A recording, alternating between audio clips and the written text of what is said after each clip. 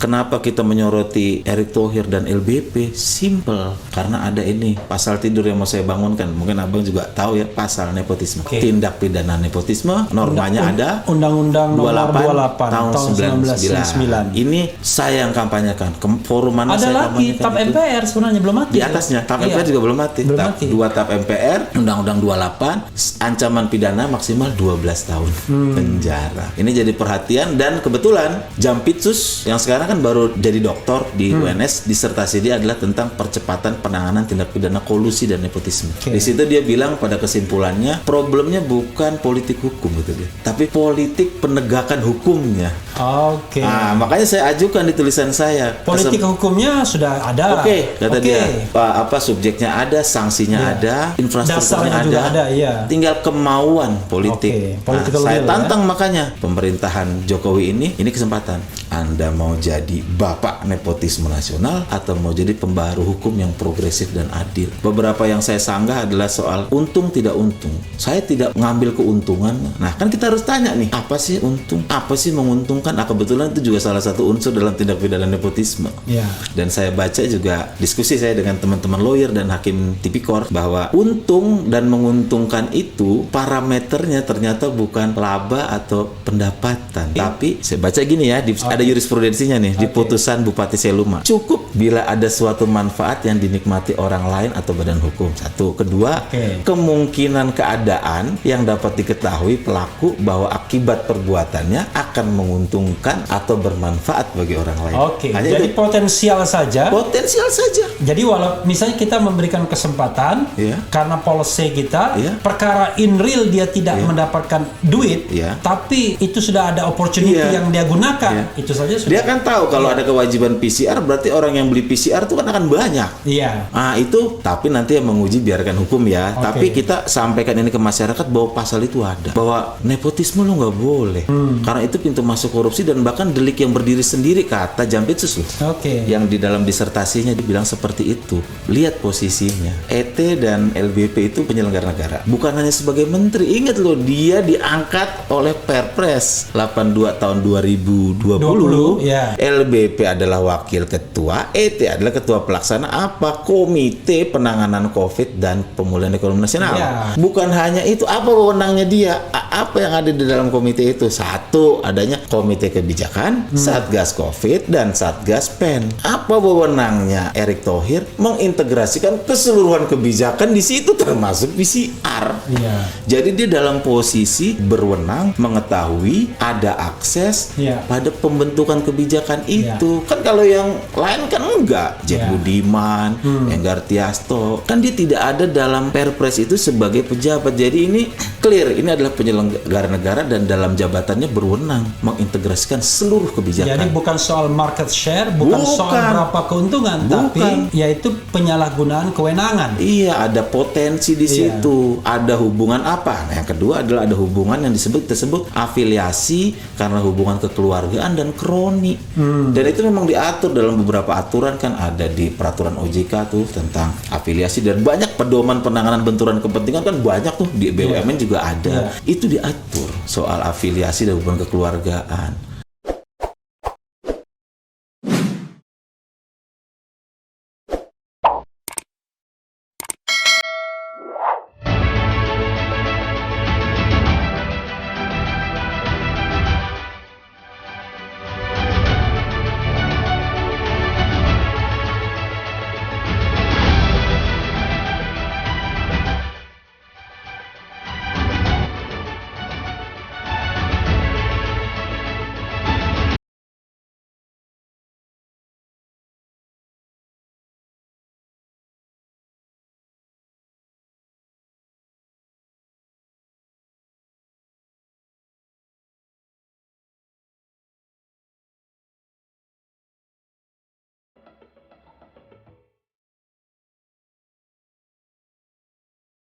Makanya ketika PCR ini rame 2 hari kalau nggak salah sebelum Tempo tulis itu, aku udah lihat, oh ini soal pembentukan harga PCR ini kok bisa naik turun dengan begitu drastis, gampang. Terus Tempo menulis ada itu. Nah, ketika Tempo naik dengan bisnis cuan itu, saya memberikan konteks lah dengan gagasan yang sudah saya susun lama mengenai oligarki. Saya bilang ke orang, makanya saya tulis, coba lihat aktor dan polanya. Saya bilang, dari aktor dan polanya itu kita akan bisa membentuk suatu kesimpulan apa yang sedang terjadi. Tuh, karena sesuatu itu terjadi pasti tidak ahistoris ya, pasti ada runutannya. Baru saya ngomong kesini rame, tulisan saya viral yang kedua itu soal. Jadi kita boleh tahu lah akta, kita boleh begini ini pemilikin. Tapi kan konteksnya ini kita bicara apa sih?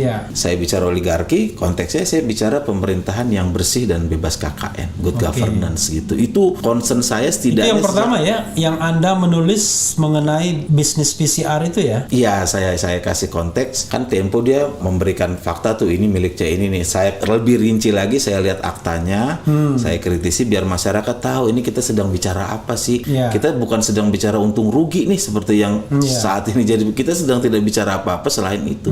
Sampai ke sini saya lihat, sampai hari ini ya saya lihat yang itu yang bikin saya kecewa. Sama saya bilang kemarin di tetangga sebelah juga kan, kok pembicaranya semakin menjauh dari cita-cita reformasi. Makanya sejak itu saya mulai campaign lah, bilang supaya masyarakat fokus. Ini masalah good governance. Kenapa kita menyoroti Erick Thohir dan LBP? Simple. Karena ada ini pasal tidur yang mau saya bangunkan. Mungkin abang juga tahu ya, pasal nepotisme. Tindak pidana nepotisme. Normanya ada. Undang-Undang nomor 28 tahun 1999. Ini saya yang kampanyekan. Forum mana ada saya lagi kampanyekan? TAP MPR sebenarnya belum mati. Di atasnya TAP MPR juga belum mati. Dua TAP MPR, Undang-Undang 28, ancaman pidana maksimal 12 tahun penjara. Ini jadi perhatian, dan kebetulan Jampitsus yang sekarang kan baru jadi doktor di UNS, disertasi dia adalah tentang percepatan penanganan tindak pidana kolusi dan nepotisme. Di situ dia bilang pada kesimpulannya, problemnya bukan politik hukum gitu dia, tapi politik penegakan hukumnya. Nah, makanya saya ajukan di tulisan saya. Politik hukumnya sudah ada. Kata dia, apa subjeknya ada, sanksinya ada, infrastrukturnya ada. Tinggal kemauan politik. Saya tantang makanya pemerintahan Jokowi ini kesempatan. Anda mau jadi bapak nepotisme nasional atau mau jadi pembaharu hukum yang progresif dan adil? Tantangan nih. Kalau misalnya kita jalan 100 km, 0 km itu nepotisme, ini pembaharu hukum, dia berada di kilometer berapa? Iya, buktinya apa? Di bawah 50 meter atau di bawah, di atas 100 meter? Di atas 50 meter ya? Saya kemana-mana bilang, nggak ada urusan saya dengan reshuffle, nggak kenal juga, saya nggak juga hidup dari situ. Urusan saya adalah saya mau lihat keadilan ini tegak di mana. Itu satu. Yang kedua, sama jujur aja saya prihatin dengan narasi-narasi di media yang berkembang sekarang. Orang bisa seenaknya ngomong, saya nggak ambil untung kok. Saya justru yang minta ini turun. Itu nanti kita elaborasi, mungkin di sini kita klarifikasi bahwa betapa itu menyebabkan sesat pikir yang sangat jauh dari situ. Nah, jadi pokoknya Anda di sini klarifikasi semua. Kalau misalnya kita capek, kita break dulu, lanjutkan lagi. Santai. Gitu. Karena bisa ditonton sekarang, bisa ditonton besoknya. Santai. Silakan terus. Jadi begini, pertama tadi. Motivasinya adalah Anda sangat peduli sama yang namanya governance. Governance. Anda mau menghidupkan pasal tidur. Atau undang-undang tidur tuh. Undang-undang 28 1999 ngatur tentang nepotisme. Dan kemudian Jampitsus sudah ngambil disertasi bagaimana kolusi dan nepotisme itu bukan soal politik hukumnya, tapi politik penegakan hukumnya. Harus ada kemauan politik. Nah, yang paling penting ini Jokowi mau kemana? Nah, itu yang nggak saya dengar sampai hari mau ini. Mau jadi bapak nepotisme atau bapak reformasi hukum? Itu. 4 poin itu. Good. Itu yang saya mau dorong di mana-mana sampai hari ini, bahwa ada loh namanya nepotisme itu. Itu bukan cuma himbauan moral dan etika loh, itu ada normanya loh. Dan sekarang kesempatan nih, masyarakat terbuka nih. Kejaksaan kan berada di bawah eksekutif ya kan. Ya ada kemauan politik. Tugas saya sebagai masyarakat menyemangati lah ya kan, menyemangati supaya selain oligarki itu juga agenda saya adalah saya mau menunjukkan di mana ketidakadilan. Ketidakadilan. Makanya selain soal normatif, soal apa, saya juga selalu tantang dalam tulisan saya soal hitung-hitungan. Saya mau lihat. Terakhir Anda mengatakan GSI itu keuntungannya 351 miliar. 9. Ya, 391,5 miliar. 391,5 miliar. Itu ada di RH Channel ya, saudara sekalian. Dan kalau misalnya 49% atau 51%? 51%-nya kan katanya untuk tujuan sosial. Ya, dibuang masih ratusan miliar juga. 198. Bahkan cuannya lebih banyak daripada bisnis tambang NTB. Betul. Dan saya selalu menulis, saya tidak hoax. Strategi saya adalah menggunakan sumber resmi dan data yang dipaparkan oleh pihak sana.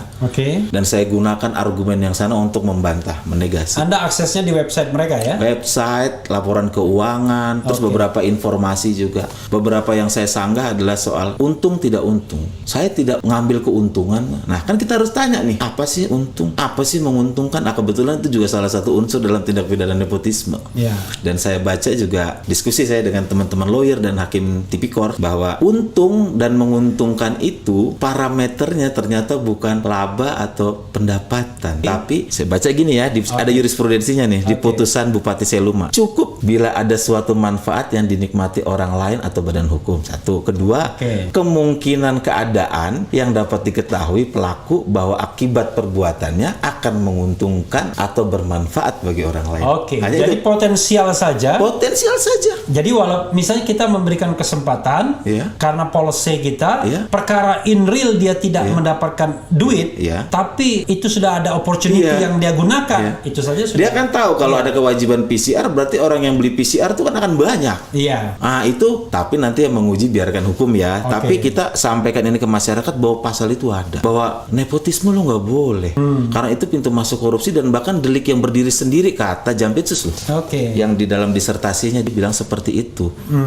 Unsur-unsurnya apa? Ya penyelenggara negara jelas. Bahkan bukan hanya penyelenggara negara. Ini saya juga dituding. Agustinus katanya hanya ngomong yang market share-nya 2,5%. Dia tidak ngomong yang 97,5. Bu Mame dan sebagainya. Jadi 2,5% itu yang ngomong pasti juru bicara kementerian ya? Iya, itu. Ya kita frankly speaking, dia sendiri udah ngomong kan? Ya kawan kita itulah. Agustinus berarti ini. Bukan begitu jawaban saya. Lihat posisinya. ET dan LBP itu penyelenggara negara. Bukan hanya sebagai menteri. Ingat loh, dia diangkat oleh Perpres 82 tahun 2020. LBP adalah wakil ketua, ET adalah ketua pelaksana Komite Penanganan COVID dan Pemulihan Ekonomi Nasional. Bukan hanya itu, apa wewenangnya dia? Apa yang ada di dalam komite itu? Satu, adanya Komite Kebijakan, Satgas COVID, dan Satgas PEN. Apa wewenangnya Erick Thohir? Mengintegrasikan keseluruhan kebijakan di situ termasuk PCR. Jadi dia dalam posisi berwenang, mengetahui, ada akses pada pembentukan kebijakan itu. Kan kalau yang lain kan enggak. Jeb Budiman, Enggar Tiasto, kan dia tidak ada dalam Perpres itu sebagai pejabat. Jadi ini clear, ini adalah penyelenggara negara dan dalam jabatannya berwenang mengintegrasikan seluruh kebijakan. Jadi bukan soal market share, bukan soal berapa keuntungan, tapi yaitu penyalahgunaan kewenangan. Iya, ada potensi di situ. Ada hubungan apa? Nah, yang kedua adalah ada hubungan yang disebut afiliasi karena hubungan kekeluargaan dan kroni. Dan itu memang diatur dalam beberapa aturan, kan ada di peraturan OJK tuh tentang afiliasi, dan banyak pedoman penanganan benturan kepentingan kan banyak tuh di BUMN juga ada. Itu diatur soal afiliasi dan hubungan kekeluargaan. Dan ini kan secara garis besar kenapa saya ngomong gini kan bukan karena saya sok-sokan, kan ada amanat reformasi. Jadi kan ada sebab-sebab turunnya ayat itulah. Misalnya satu ada TAP MPR. Ya bahasa itu saya takut salah kalau ngomong. Ada TAP MPR, ada Undang-Undang 28. Ada reformasi dulu. Ada reformasi, ada TAP MPR, Undang-Undang 28. Dan ingat 2006 UNCAC. Cegah nepotisme. Angket. Cegah nepotisme. Artinya memang itu bisa kita bilang kita perbuatan itu dilarang gitulah, kita bisa tafsirkan seperti itu. Jadi UNCIC itu United Nations Convention against Corruption. Sudah diratifikasi, jadi undang-undang. Jadi ada dasarnya. Jadi menurut saya bapak-bapak yang di sana tidak relevan kita ngomong tidak ambil untung, tidak dan sebagainya. Kita nggak bicara untung. Perspektif saya tidak bicara untung. Cukup bila ada suatu manfaat yang dinikmati. Kemungkinan keadaan saja gitu. Bahkan kalau kita bilang melawan hukumnya apa sih? Kemarin saya diskusi sama beberapa teman. Bahkan ada pendapat katanya yang tidak walaupun sudah dibatalkan MK ya soal asas legalitas itu ya, katanya cukup dia melanggar etika atau itu sudah bisa dibilang melawan hukum pendapatnya Prof. Rosa ya kan seperti itu ada. Tapi kita nggak ngomong itulah. Kita ada dalam kondisi di mana masyarakat harus dibangunkan bahwa ada pasal tidur yang harus kita soroti sama-sama. Ada seorang presiden yang sampai hari ini diam saja, ya kan? Dan itu nyata. Ada rasa keadilan di seorang ya? Iya, seorang presiden kan lihat nih. Presidennya seorang. Ya kan? Terus yang saya mau bantah adalah kalau itu yang berisik-berisik katanya, silahkan audit saja perusahaan GSI. Ini kita aneh. Siapa masyarakat boleh mengaudit? Itu perusahaan swasta tertutup. Kalau mau fair, misalnya LBP, dia bilang, saya membuka diri untuk proses hukum. Dalam arti apa? Penyelidikan. Dibuka penyelidikannya, mari kita sama-sama lihat. Tapi dibilang nggak takut dilaporkan ke KPK katanya hari ini. Tapi kan yang lain kan kita perlu tahu nih, notulen rapatnya, saksi-saksinya, ya kan perbincangan itu, hadirkan ahli dan sebagainya. Makanya saya mendorong. Agustinus mendorong reshuffle atau enggak? Saya nggak peduli reshuffle. Saya peduli penegakan hukum harus adil. Ini ada nepotisme dan ingat Orde Baru juga jatuh kan karena nepotisme juga. Itu yang paling parah kan. Sekarang dong kelihatan sekali hubungannya nyata loh. Siapa yang bisa membantah Erick Thohir adalah adiknya Boy Thohir. Siapa yang bisa membantah, bahkan dia ngaku sendiri tuh yang punya 10% saham di Toba kan pihak sana sendiri.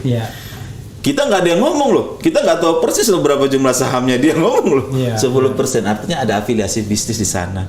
Tidak bisa dibantah, nyata. Terus sekarang kita mau gimana? Mau maafkan nggak? Harus proses hukum kalau menurut saya harus.